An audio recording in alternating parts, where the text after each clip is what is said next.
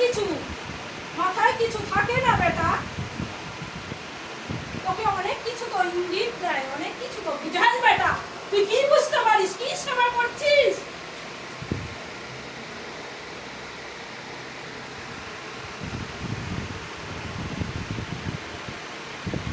অনেক কিছু জানার জন্য কাকুতি মিনতি করিস, কিন্তু মাথায় তোর কিছু থাকে না বেটা।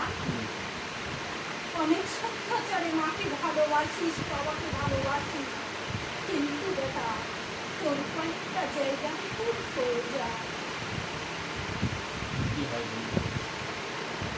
মন অস্থিরতা ভাব থাকে, আর যা জানার মতন করে জানতে চাস তোকে জানালেও তোর মন চঞ্চলতা থাকে।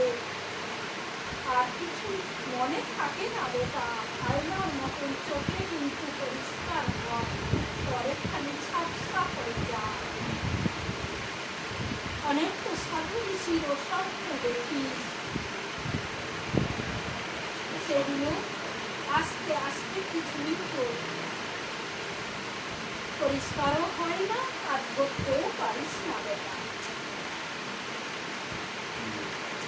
পিছনে শত্রু রয়েছে, আমার নাম স্ত্রী।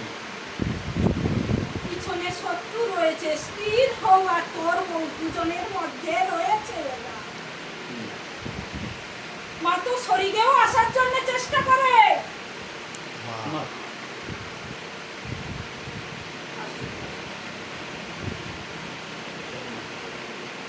শরীরেও আসার জন্য চেষ্টা হয়, কিন্তু শরীর মাথা রয়েছে।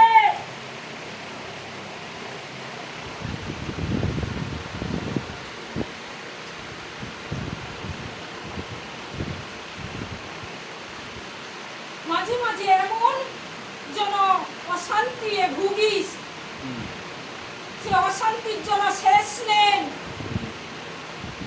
বাবাও কিন্তু রয়েছে, বাবাকেও যেভাবে সেবা দিচ্ছিস বাবা গ্রহণ করে, কিন্তু বাবার কাছে ডাক পৌঁছাতে পৌঁছাতে অনেক দূর হয়ে যায় বেটা। সবই তো আকার ইঙ্গিতে বুঝতে পারিস, কিন্তু ধরতে পারছিস না যে কিভাবে লাভ করব।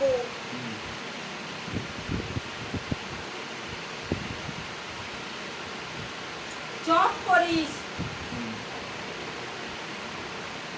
তাতে ভুলও হয়ে যায়। জব কি করো?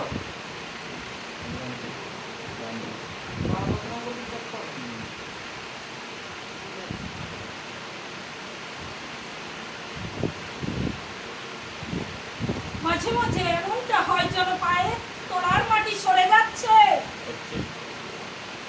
বিশ্বাস হারিয়ে ফেলছিস, মন মস্তি গরম হয়ে যায়, টাকা পয়সা লয় ছয়, স্মৃতি হচ্ছে না, পরিস্থিতি অন্যদিকে চলে যাচ্ছে।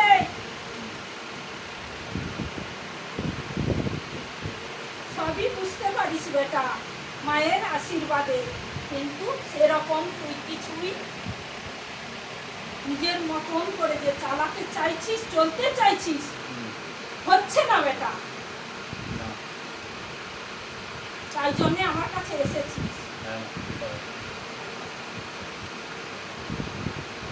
আমার শত্রু নাশ কর বাবা, আমি স্বাভাবিক জীবনযাপন করতে চাই।